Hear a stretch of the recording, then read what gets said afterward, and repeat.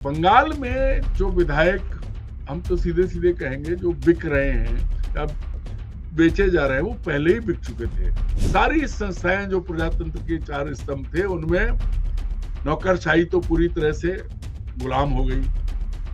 न्यायपालिका भी अब समझौता कर चुकी है। योगी जी की दुकान तब तक चल रही है जब तक नरेंद्र मोदी ये समझ के चल रहे हैं कि उत्तर प्रदेश में छेड़छाड़ नहीं कर सकते। क्यों? क्योंकि नुकसान होगा। ये कड़वा सच है कि लोग इस बात से खुश हैं उत्तर प्रदेश के कि मुसलमान ठीक हो गए। क्या 25 करोड़ लोगों का आप नरसंहार करेंगे? कत्लो गारत से उन्हें खत्म करेंगे? क्या उन्हें आप समुद्र में फेंक देंगे जैसे कुछ रोहिंग्याओं को पिटवाया था? या उनके लिए एक देश बनाएंगे?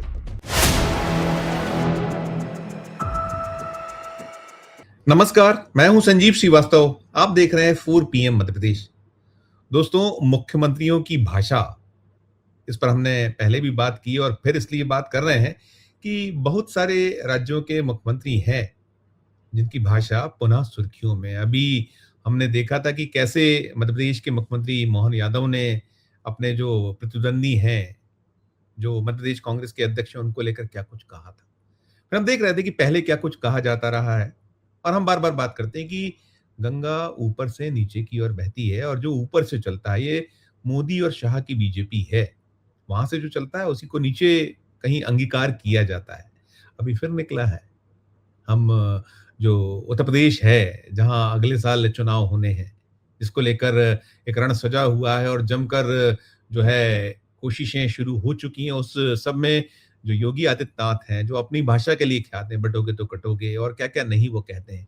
तो फिर उन्होंने कहीं सांकेतों में जो मुस्लिम वर्ग है, उसे निशाने पे लिया और उन्हें स्मरण कराया है। उन्होंने याद दिलाया है कि जो माफिया या मच्छर थे, उन्हें हमने खत्म कर दिया और जो बोली से नहीं मानते, फिर वो गोली से मानते हैं और कहीं उनमें भाव छुपा हुआ है कि बोली से नहीं मानोगे तो फिर गोली से मनवाएँगे। ये जो भाषा है, ये शैली है और जो मध्य प्रदेश में हम जहाँ हैं इस समय, जहाँ हम ये बात करते हैं, वहाँ जो मोहन यादव की भाषा है, वो उसपे घिरे हुए हैं। तो कुल मिलाकर जो चल रहा है अभी, चाहे वो बंगाल से निकल कर सीन आ रहा है, उत्तर प्रदेश में जो हो रहा है और फिर मध्य प्रदेश तो है ही। तो इन्हीं सब पर बातचीत करने के लिए चलेंगे एक बेहद खास मेहमान के पास। करते हैं अपने खास मेहमान को जुड़ेंगे, जुड़ गए अरुण दीक्षित साहब। अरुण जी, बहुत-बहुत स्वागत आपका। नमस्कार। फिर खबर आई है, बंगाल से सूचना है कि बंगाल में जो है महाराष्ट्र दोहराया जा रहा है। वहाँ जो पहले 4 मई को जब नतीजे आए थे तो क्या कुछ हुआ था वो याद ही याद है। 200 प्लस भारतीय जनता पार्टी अप्रत्याशित नतीजा। तब कहा था प्रधानमंत्री जी ने कि बदला नहीं, बदलाव की राजनीति करेंगे, लेकिन यहाँ तो सब कुछ बदला ही बदला है। अभी हम 2 सांसदों को पिटते हुए हमने देखा संडे और मंडे को। फिर अब आज ममता बनर्जी को भयंकर पसीना बहाना पड़ा और ममता बनर्जी खुद ही अपने जो कृत्य रहे हैं उनके, उसी कहीं जाल में है, ऐसा माना कहा जा रहा है या कहा जा रहा है। लेकिन कुल मिलाकर वहां भी महाराष्ट्र दोहराने जैसी तस्वीर निकल रही है कि जैसे शिवसेना का 2 फाड़ किया था, अब वहां निकल रहा है कि तृणमूल कांग्रेस को 2 टुकड़े करना है। हालांकि यही राजनीति ममता बनर्जी की थी। पहली टिप्पणी इस पे आपकी, फिर मैं योगी आदित्यनाथ के बारे में और जो भाषा है उस पर बात करूंगा। संजीव जी, देखिए, बंगाल पहली बार जिस तरह से चुनाव हुए और जो कुछ सत्ता हथियाने के लिए किया गया, वो भूतो न भविष्यति देश में पहली बार हुआ है। महाराष्ट्र में हमने सबने देखा था कि क्या हुआ और कैसे हुआ।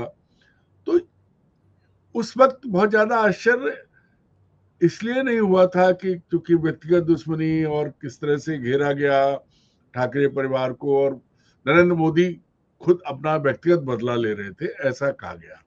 अब बंगाल में भी वही है।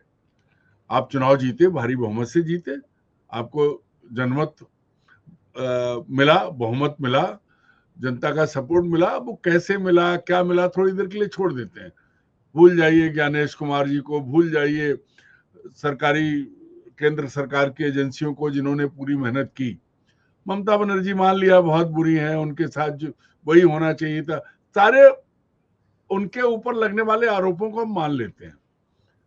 अब आप पर सारे आरोपों को भी हम किनारे कर देते हैं, नहीं कि नहीं सब ठीक, आप जीत गए।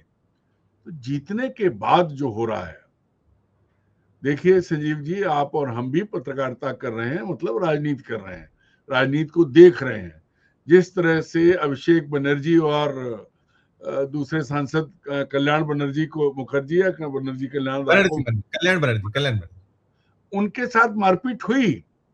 और उसके बाद जैसे कि एक कोई डॉक्टर काकोली जिन्होंने इस्तीफा दिया, ये जो चीज है कि अचानक वो टीएमसी के नेता जो कल तक टिकट लेने तक, चुनाव का नतीजा आने तक जो ममता के साथ थे, ममता के आगे नतमस्तक होते थे, वो अचानक कैसे? तो मेरी जानकारी यह है, मैं चूंकि बंगाल यहाँ से बहुत दूर है जहां हम हैं, लेकिन जो मित्रों से बात हुई है कि जब ममता बनर्जी चुनाव लड़ रही थी, उसी वक्त लोगों को, जो विधायक आज उनसे टूटना चाहते हैं, उनका खरीद फरोख्त का सौदा तभी हो चुका था, क्योंकि ममता को खत्म करना है ना। ममता को ये बताना जैसे उद्धव ठाकरे को खत्म कर दिया उनके हिसाब से, क्योंकि भाई विधानसभा अध्यक्ष ने कुछ नहीं माना, सुप्रीम कोर्ट ने कुछ नहीं, जो कहा वो नहीं माना गया, और कुल मिला के अपने ढंग से हो गया। मतलब नया संविधान है, नए तौर तरीके हैं। तो बंगाल में जो विधायक, हम तो सीधे सीधे कहेंगे, जो बिक रहे हैं या बेचे जा रहे हैं, वो पहले ही बिक चुके थे। और ये नंबर एग्जैक्ट है कि नहीं है ये हम नहीं कह सकते, लेकिन ये तय है कि जो थैली शाह हैं, उन्होंने सारी व्यवस्था पहले कर ली थी, सिर्फ इसलिए कि ममता बनर्जी से नफरत, ममता बनर्जी को खत्म करना है। अब आप बताइए, जो बंगाल का चुनाव परिणाम आया, उसमें अगर उन नतीजों की समीक्षा करेंगे संजीव जी और आंकड़े निकालेंगे, तो जितने वोट, जितने नाम ज्ञानेश कुमार जी ने काटे, उधर देखिए आप। उसके बाद एक चीज है, मैं उन विधायकों का जो बिक रहे हैं या जो पाला बदल रहे हैं, उनका मैं कतई किसी कीमत पे समर्थन नहीं करता, और ना ही उनके प्रति मेरी कोई सहानुभूति है। लेकिन नहीं, वह बीजेपी में बड़ा दूसरे सफाई से खेल रही है। जी बीच में टोक रहा हूँ, क्षमा चाहूंगा, वो खेल रही है जी। मैं आपको वही कह रहा जी, मैं आपको वही तो, वो वहां क्या खेल हुआ है? वहां खेल हुआ कि मैं नहीं ले रहा, यस, ये मैं वहीं पर आ रहा था जो आप बोल रहे हैं। जी सर, जी सर। भाई वो जो है, वो विधायक जो आज टूट के अलग हो रहे हैं, क्या करना है, कैसे करना है, क्या उनके मन में आ गया, तो वो क्यों, किसके आधार पर कर पा रहे हैं? पहली चीज तो ये सारी सेटिंग जो अब हो रही है, ये चुनाव से पहले की है। पहले ही वो खरीद लिए गए थे, वो टीएमसी में रहते हुए खरीद लिए गए थे। और स्क्रिप्ट पहले लिख ली गई थी, इंप्लीमेंट अब हो रही है। अगर पहले लिख ली गई। हाँ संजीव जी, अगर ममता बनर्जी बहुमत में आ जाती तो भी ये 50-60 एमएलए टूटते उनके साथ। वो बीजेपी में रहते हुए टीएमसी में खेल रहे थे। वो बीजेपी ने उन्हें खरीद लिया था, बीजेपी ने उनकी व्यवस्था कर ली थी या सेट कर दिया था। कि खरीदना शब्द बहुत अच्छा नहीं लगता है, लेकिन अब जो खरीद फरोख्त हो रही है सब देख रहे हैं। बीजेपी के ही बिहार पर वो थे सारे। और अब जो हो रहा है, जिसको ये कहा जा रहा है कि टीएमसी के लोग हैं, जो वो सब बीजेपी के लोग हैं जो मारपीट कर रहे हैं, जो सांसदों को मार रहे हैं। तो ये दिखाने के लिए कि हमारे पास 207 हैं, हमें नहीं चाहिए, तोड़ दो पार्टी, और थोड़े दिन बाद वो पार्टी का विलय हो जाएगा। क्योंकि बंगाल में ममता के सामने इनमें से ऐसा कोई नेता नहीं है जिसकी ये हैसियत हो कि वो बीजेपी के सामने खड़ा हो जाए। जब कांग्रेस और वामपंथी दल खत्म हुए, तो ये जो बनर्जी जो निकल रहे हैं, जो गद्दारी कर रहे हैं, इनकी हैसियत नहीं है। ये एक मैसेज देना है, ये नरेंद्र मोदी का ईगो है। अभी क्या करेंगे, चारों तरफ से, पूरे देश में, क्या दुनिया भर से, हर तरफ, हर मोर्चे पे मार पड़ रही है, लेकिन आपको पेट्रोल महंगा मिल रहा है, आपकी सारी समस्याएं बढ़ रही हैं, उस पर बात नहीं है। मीडिया, गोदी मीडिया बंगाल दिखाएगा।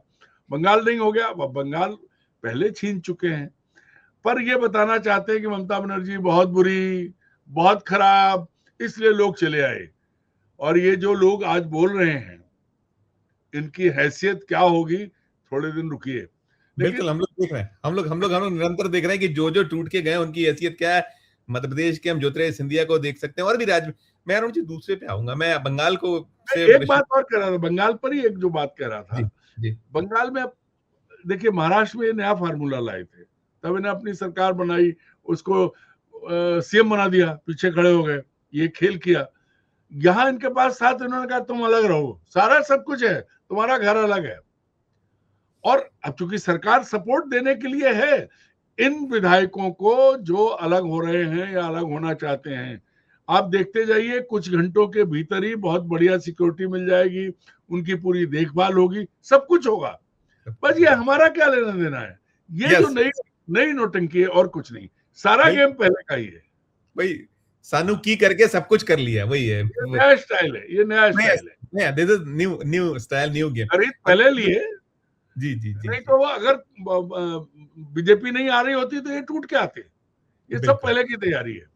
अरुण सर जो मैं उत्तर प्रदेश की बात कर रहा था, अगले साल 7 जो राज्य हैं उसमें उत्तर प्रदेश बहुत प्रमुख है। उत्तर प्रदेश है, उत्तराखंड है, गुजरात है, हिमाचल है, हिमाचल के अलावा आप चले जाइए तो पंजाब है, अलग अलग बहुत महत्वपूर्ण महत्वपूर्ण राज्य। तो हम जो अब बेचैनी तो दिख रही है, देखिए आप जो 2024 में गच्चा खाया था बीजेपी ने उत्तर प्रदेश में, तो अब कहीं बहुत फूक फूके, और फिर लेकिन वो है वही भाषा, वही शैली, वो बटोगे कटोगे और तमाम जो हिंदू मुसलमान, उसके अलावा कोई कार्ड तो है ही नहीं। योगी आदित्यनाथ की भाषा वही बोली, उन्होंने वही जो मैं दोहरा रहा था, पहले भी बोल चुके हैं, पहली बार नहीं बोला, आज फिर उन्होंने कहा कि अगर बोली से नहीं मानोगे तो गोली से मनवाएंगे। मतलब ये सब चीजें कि, और ये रात देश भर में चल रही है। जैसे मैंने कहा दोनों तीनों पे, क्योंकि मैं सोच रहा हूँ छोटा सा हो, समअप टिप्पणी आप करिएगा सबको मिलाकर। मध्य प्रदेश में हम देख रहे थे, मध्य प्रदेश में वो क्या कह रहे थे जो प्रदेश अध्यक्ष को, अलग अलग जगह से। तो ये सीन दोनों पे आप जो आपकी टिप्पणी है करके समअप करेंगे। संजय जी, जब सबसे पहले उत्तर प्रदेश की बात कर लें, अब देखिए न्यू नॉर्मल क्या है कि एक भगवा कपड़ा पहने आदमी एक समुदाय, संप्रदाय या कहे धर्म विशेष के लोगों को जिस तरह से टारगेट कर रहा है, ये अपने आप में पहली बार ऐसा हो रहा है कि आप उस राज्य के मुखिया हैं और मुखिया के नाते जो करोड़ों मुसलमान उत्तर प्रदेश में हैं उनकी देखभाल भी आपको करनी है। मैं ये कहता हूं कि आप बोली से नहीं मानोगे तो गोली की बात कर रहे हैं, तो फिर ये सबके लिए करो ना। जो बोली से नहीं मान रहा है कोई आपत्ति नहीं है, फिर उसमें हिंदू मुसलमान मत देखो। जो हरकत गैर कानूनी है उस पर जो कर रहा है उसका बराबर से हिसाब करो। आप गोली बंदूक किससे दिखा रहे हो? और संजीव जी, मैं कई बार कह चुका हूं, ठीक है, मैं आज ये कड़वा सच है कि लोग इस बात से खुश है उत्तर प्रदेश के कि मुसलमान ठीक हो गए, या पूरे देश में मुसलमानों को ठीक कर दिया, इसलिए रिटायर्ड लोग और वो सब जिन्हें दुनिया जहान से मतलब नहीं है, जो भरे पेट घर में बैठे हैं, वो बड़े खुश हो रहे हैं, जमीनी हकीकत से वो दूर है। तो भाई मेरा ये कहना है कि आपने मुसलमानों को ठीक कर दिया, तो 25 करोड़ मुसलमान हैं इस देश में, आप उन्हें दहशत में ला रहे, हर जगह उनके साथ भेदभाव हो रहा है, जेलों में जमानतें नहीं मिल रही हैं, पुलिस झूठे केस बना रही है, सब कुछ हो रहा है, न्यायालयों में उनकी ठीक से सुनवाई नहीं हो रही है। जेएनयू का एक लड़का गायब हुआ था, आज तक नहीं मिला, बरसों बरस हो गए। ये सब चल रहा है, चौतरफा ये चीजें हो रही हैं। तो भाई हमें ये बता दो कि क्या इरादा क्या है आपका? क्या 25 करोड़ लोगों का आप नरसंहार करेंगे, कत्लो गारत से उन्हें खत्म करेंगे? क्या उन्हें आप समुद्र में फेंक देंगे जैसे कुछ रोहिंग्याओं को फिटकाया था, या उनके लिए एक देश बनाएंगे? पहले आप तय कर लें। तो ये भाषा, ये शैली और ये तौर तरीके, ये कतई स्वीकार्य नहीं है। भगवान राम ने संरक्षण दिया है, भगवान राम के नाम पर आप आए हो, आप भगवा कपड़े पहनते हो, तो योगी जी वक्त बदलते देर नहीं लगती। संसद में आप फूट फूट के रोए थे, आज आपका है, कल कुछ भी हो सकता है। तो कम से कम भाषा तो वो रखिए। वो जो बशीर बद साहब का एक शेर था, दुश्मनी लाख सही पर इतनी गुंजाइश रहे, फिर कभी दोस्त बने तो शर्मिंदा ना हो सकता है शब्द निदा फाजली और उनके दोनों के एक जैसे शेर थे, अलग अलग हो, कंफ्यूजन भी हो सकता है। लेकिन ये जो चीज है राजनीति में, आप कहां पहुंचा रहे हैं? राजनीति में तो आप अपने देश में आप सत्ता में मार रहे हैं, पाकिस्तान का कुछ नहीं क्यों कर पा रहे हैं? काहे नहीं चीन के साथ गालवन घाटी और अरुणाचल में हो रहा है, वहां आपके मुंह में जबान नहीं आती, तो चूल्हे में तलवार चला रहे हैं आप। कान्हे राजा बड़े सिपाही, चूल्हे में तलवार चलाई, अरे भाई, भारत में मुसलमानों को भाई तय कर लो ना कि हाँ, हम 25 करोड़ मुसलमानों को नहीं रहने देंगे, बन जाइए इजराइल। क्या है आपकी हैसियत इतनी, आप में इतनी हिम्मत है, आपकी इतनी औकात है कि ये कर लें? तो ये जो रोज रोज ये हरकत करना, देखिए सारी संस्थाएं जो प्रजातंत्र के 4 स्तंभ थे, उनमें नौकरशाही तो पूरी तरह से गुलाम हो गई। न्यायपालिका भी अब समझौता कर चुकी है। जब जज साहिबान ये कहें कि हम संघ की बैठक में जाते हैं, उसके बाद संघ के कार्यक्रम में जाते हैं, उसके बाद हमारा प्रमोशन हो जाता है, इससे समझ लीजिए जो राजनीति, न्यायपालिका, कार्यपालिका दोनों आपने ऐसी कर दी कि उनके लिए मुसलमान दोयम दर्जे का नागरिक है।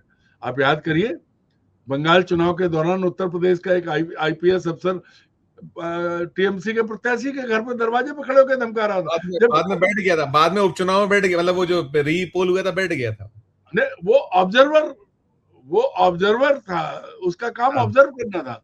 तो ये जो सब कुछ हो रहा है, ये किसी भी कीमत से 150 करोड़ के इस देश के लोगों के लिए हितकर नहीं है।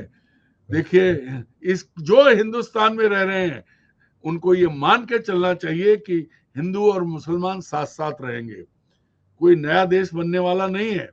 सिख, ईसाई, मध्य प्रदेश पे आइएगा आप करके जी। अब जो भाषा पर आप बात कर रहे थे, गोली और बोली, तो मुझे ऐसा लगता है कि वो गोरखपुर के मठ के मुखिया आदित्यनाथ जो है, अजय सिंह बिष्ट, वो सन्यासी होने के बाद जिस तरह की भाषा बोलते हैं, और यहाँ खुद को महाकाल का पुत्र कहने वाले मुख्यमंत्री, ये जीतू पटवारी का कोई अपमान नहीं हुआ। 2 कौड़ी, अभी तो बेचारे कौड़ियों में भी नहीं है, सड़क पर हैं।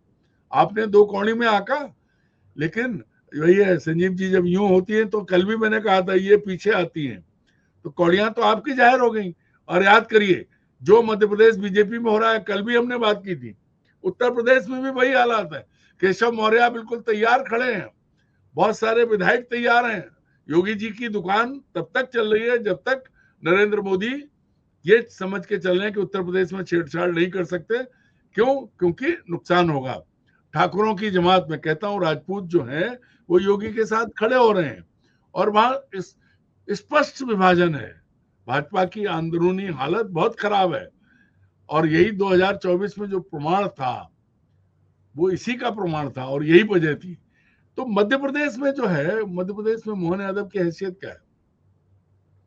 योगी तो चलिए दमदार नेता है, अपने बूते पे दूसरी पारी खेल रहे हैं।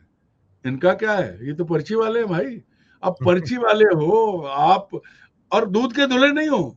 अगर आप चिंतामण मालवीय के पूरे इंटरव्यू की व्याख्या करेंगे किसी दिन, जो उन्होंने इन्वर्टेड कॉमा में कहा है, तो सारी चीजें साफ हो जाएंगी। और मैं मान के चलता हूं कि चिंतामणि मालवीय ने जो यूट्यूब पर कहा, जो अपने ब्लॉग में कहा, जो मीडिया से कहा है, वो भाजपा के नेतृत्व को पता होगा। अब अगर बीजेपी के, मतलब अगर अमित शाह जी ने तय कर लिया कि इस राज्य से, क्योंकि मैं कह चुका हूं कि अंग्रेजों के जमाने में कलेक्शन एजेंट होते थे, तो मध्य बीजेपी ने अब हर राज्य में वही किया है। छत्तीसगढ़, मध्य प्रदेश, उड़ीसा, राजस्थान, दिल्ली, हरियाणा, सब जगह। तो यहाँ जिस दिन रेट बढ़ाना होगा, जिस दिन चीजें बढ़ेंगी, तो उस दिन बाहर हो जाएंगे। और उज्जैन की खबरें संजीव जी आपने भी देखी हैं, बहुत खतरनाक है। वो रजिस्ट्री की बात आप कर चुके हैं, रजिस्ट्री का खेल, 2 करोड़ कैश जिसमें 2,01,000 हो जाए, उसे तो इनकम टैक्स वाले पकड़ लेंगे। और आज तक अंधे होके सो रहे हैं, उन्हें कुछ नहीं दिख रहा है। तो कुल मिला के ये है कि ये जो न्यू नॉर्मल है, जो बीजेपी नरेंद्र मोदी और अमित शाह के नेतृत्व वाली है, ये बिल्कुल अलग है। अब आप, मैं एक लाइन में आपको बताता हूँ। हाँ, असम से आप चलें, नॉर्थ ईस्ट में ज्यादातर, अब हेमंता बिस्वा शर्मा कौन था, शुभेंदु अधिकारी कौन है, सम्राट चौधरी कौन है, ये वो लोग जिनका कोई वास्ता नहीं रहा। तो जो कमा के देगा, जो ज्यादा करके देगा, वो रहेगा। एक तरह से बोलियां लग रही हैं ये ऑप्शन हुए हैं पूरे देश में। और ऑप्शन वाला जो है ना, चाहे यूपी को मैं करता, लेकिन मध्य प्रदेश तो ऑप्शन में है। जिस तरह के फैसले हो रहे हैं, उससे एक वो भोपाली शब्द है गर्राना, अहम का जो है चरम पर है कि आप कुछ भी बोल रहे हैं। इसका जी। दूसरा भी है, इसका दूसरा पहलू भी है जो बहुत ज्यादा है कि आप पर सवाल घर के भीतर उठ रहे हैं, तो आप उससे बचने के लिए, मीडिया में बने रहने के लिए विपक्ष को गाली दे रहे हैं। जी, जी, दो जी। कौड़ी के जीतू यादव, तो दो कौड़ी भी बहुत है आज की तारीख में। जीतू पर पटवारी। वही है, जीतू पटवारी और मोहन यादव जी फिर कल को फूटी कौड़ी के भी नहीं रहने वाले। बिल्कुल, बिल्कुल, अब बिल्कुल, तो बिल्कुल। हमने ऐसा है देखा, ना, हमने अरुण सर बिल्कुल हमने देखा है, हमने वो दौर देखा है कि बाबूलाल गौर जब हटे थे पद से तो कोई कैसे बैठते थे, वो भी आपने भी देखा, हमने भी देखा। और वो शेर शिवराज आपने सिंह चौहान को देख लो यार, हाँ, देखा है। बशीर बशीर शिवराज बद्र का सिंह ही वो चौहान को देख लो। उनको भी देखा है। बशीर बद्र का ही वो शेर था, दुश्मनी जमकर करो, लेकिन ये गुंजाइश है जब कभी हम दोस्त हो जाएं तो शर्मिंदा ना जब हो। ये कभी सही है। और दोस्त बने दूसरा तो शर्मिंदा ना हो। बशीर बद्र, और दूसरा अरुण जी ये भी बता दूं, आपने नाम लिया वो जो सम्राट चौधरी का, तो सम्राट चौधरी ने आज जो कॉपीराइट है नरेंद्र मोदी जी का कि जिस दिन मुझे लगेगा तो झोला उठा के चल दूंगा, आज उन्होंने उसको दोहराया है कि जिस दिन ऐसा हुआ कुछ तो मैं झोला उठा के चल दूंगा। तो उस पर बड़ी उनकी चुटकियां ली मैंने तैरी। मैंने वहां का एक मेरा वीडियो समय का देखा है जो विधायक के साथ, जी भाजपा विधायक के घर में तोड़फोड़ हुई और भाजपाइयों ने की है, जी हाँ, जी हाँ, जी हाँ। और वो तो वो भी है सर। देखा है। बिल्कुल, चारों तरफ वो है ना कि अब आप अपने ही जाल में उलझ गए हो, फंस गए हो, और उससे निकलने की कोई राह दिखती नहीं, और देश में तो आप फंसे ही फंसे हो। जवाब देना मुश्किल। बीजेपी कांग्रेस हो गई है। बिल्कुल सर, आपने बहुत बहुत शुक्रिया अदा करूंगा आज की चर्चा के लिए। धन्यवाद, आभार सर, धन्यवाद। फिर मिलते हैं। शुक्रिया। दोस्तों, आप सुन रहे थे अरुण दीक्षित जी को। हम बात मुख्यमंत्रियों की जो भाषा है, या जो बड़े पदों पर, उच्च पदों पर, संवैधानिक पदों पर बैठे लोगों की भाषा है, वो किस और कहाँ देश को ले जा रही है। हम बार बार देश की बात इसलिए करते हैं कि वो जो उसके रेपरकेशंस हैं वो बहुत गंभीर होते चले जा रहे हैं, और इसका जो एक उसको आक्रोश है, वो आक्रोश भी कहीं ना कहीं बहुत गंभीर हो रहा है। तो कुल मिलाकर ये चर्चा सुनने के बाद आपकी अपनी जो राय हो, आपकी अपनी जो टिप्पणी हो, जरूर हमारे इस वीडियो के कमेंट बॉक्स में कीजिएगा। और अच्छी लगे चर्चा तो चैनल को लाइक कीजिए, सब्सक्राइब कीजिए, ज्वाइन का बटन दबाइए तो हमारी हौसला अफजाई होगी। प्यार और समझ देखते रहिए 4 PM न्यूज नेटवर्क। धन्यवाद, नमस्कार।